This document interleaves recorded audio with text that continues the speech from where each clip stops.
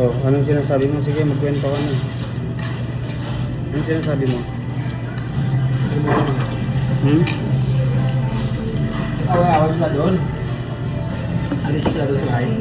Yung Sa kabila. yung katabi mo? Tomboy ba yung katabi nun? Akala ko lalaki. Babae yun. Walang lalaki. Dalawang lalaki, dalawang babae yun.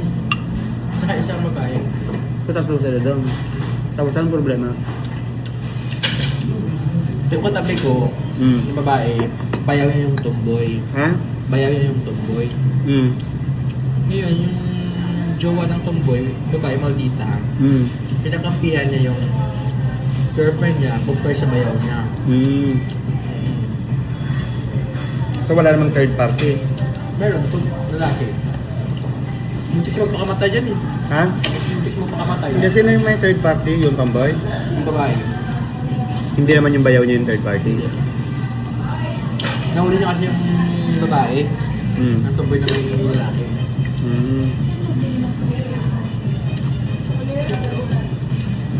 So okay na siya? Talo sa sila. Iwalay na sila? Hindi pa. Patay na patay sa yung tomboy. Patay mo pakamatay. Sabi ko, kung mamatay ka?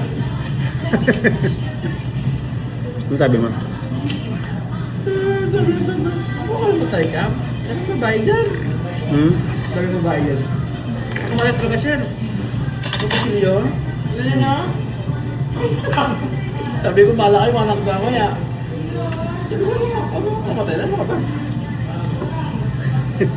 Ang galing mo ano, kasi napaka-casual mo lang magganyan.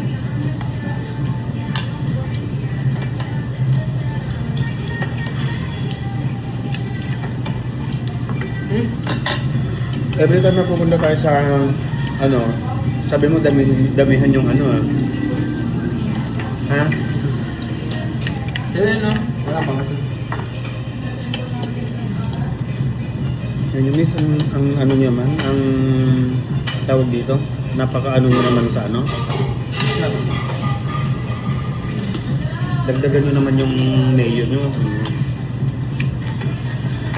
Ay, bakit ganun yung mayo niya? Parang maano?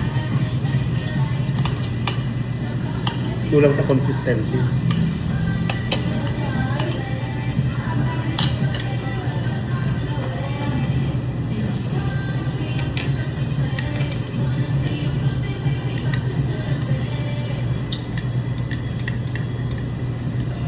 Okay na. Use and attachment. Ano nga? Use and attachment.